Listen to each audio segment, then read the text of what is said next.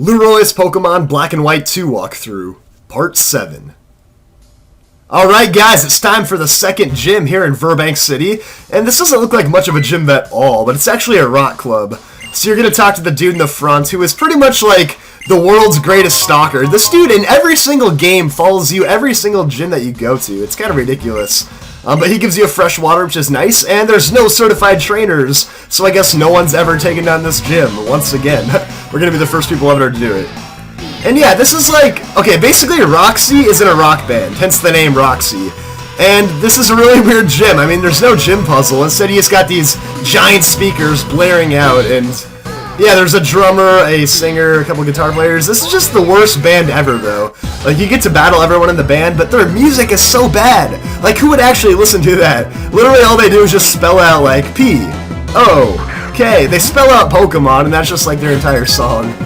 But yeah, they have poison types here in the Virbank gym.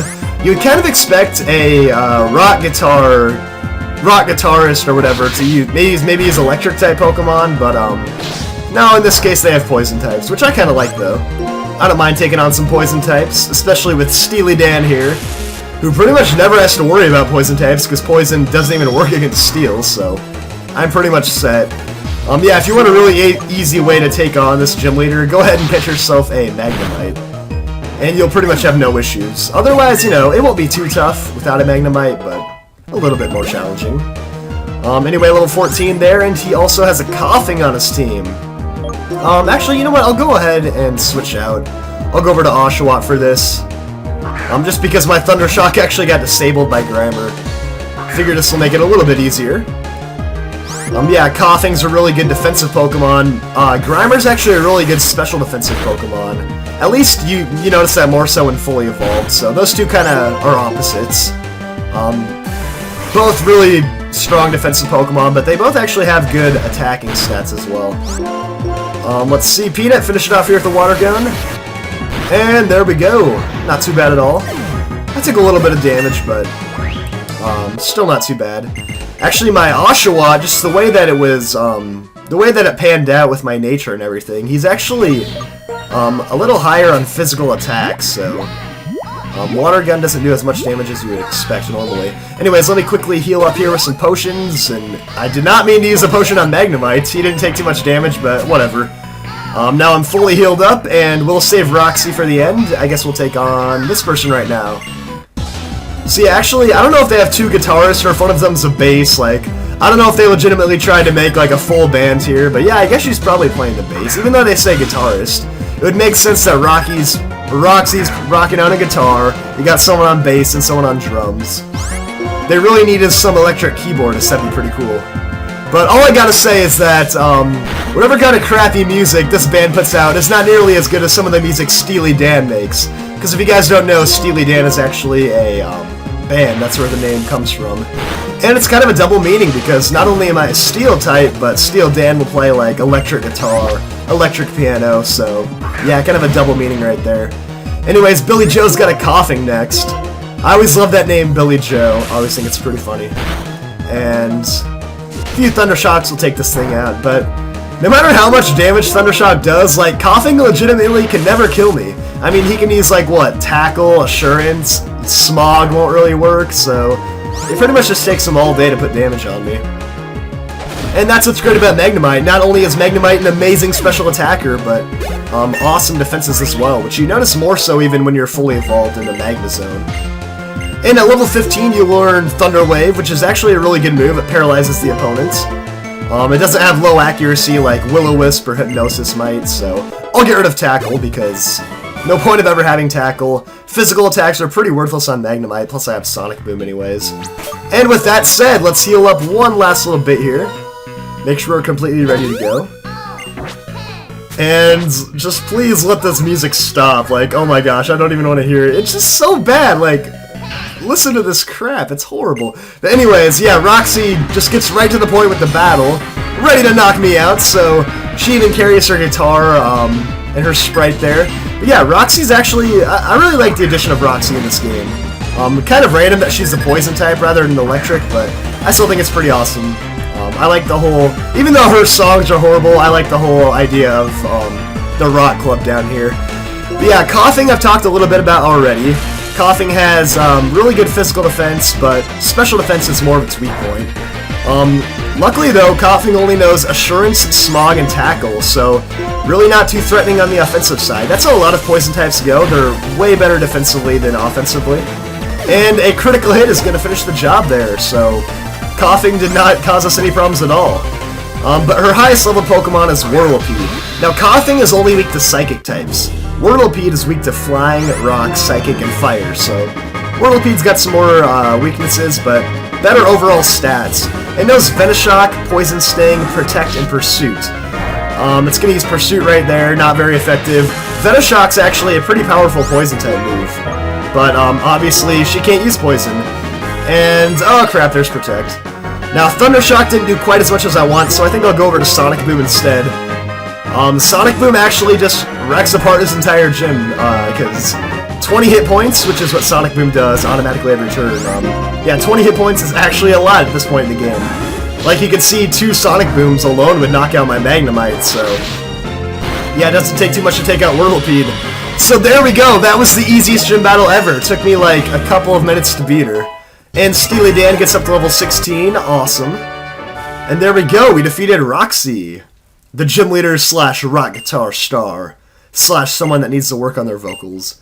So yeah, actually this whole place goes silent afterwards because I stopped playing their music. They're like, oh no, we lost, better stop playing.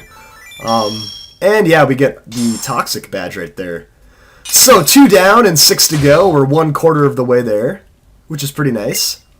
And on top of the Toxic badge, you will get the TM for Venice Shock. That's TM 09. If you happen to catch a Coughing in the route just south of here, or sorry, not the route, the Virbank complex, pretty good move. Venice Shock does double damage if the opponent is poisoned, so 65 base power normally and 130 when poisoned. Now, the silence is going to be interrupted by this dude with the yellow afro, and he wants you to come over to the Pokestar Studios. So that's going to be your next order of business. Oh yeah, that's going to remind her of her dad, the captain, who's over pursuing his dreams of becoming a movie star at the Pokestar Studios. Oh, and by the way, I love how the music stops, but this person right here is just still rocking it out up here. It's just like on this balcony, dancing around like, yo, you realize the music stopped, right? Like, I kind of killed the entire moment by defeating the entire gym, but whatever. And, of course, I can't forget to check out the certified trainers list. So, yeah, I mean, shouldn't I be making national news right now? Like, no one's ever defeated these gyms before, but one young boy goes and defeats them both in, like, an hour. But, yeah, right after the gym, you can go ahead and go to the Pokestar Studios. You actually don't even need to heal up your Pokemon, but you can head right inside here, north of Virbank City. Earlier, this area was blocked off, but as soon as you've gotten your Toxic Gym Badge, you can go straight inside. And yeah, you don't need to heal up because there's no actual battles in here. This is a whole nother point of the game that you really just... It's stupid, I don't know. This part of the game really annoys me because they make you do a bunch of worthless stuff just to move on, but you have to come here in order to get Roxy's dad back to the ship so that he can drive you over... Or sorry, that he can sail you over to the next city. So yeah, basically they see great potential in me as a movie star because I defeated Roxy, the gym leader.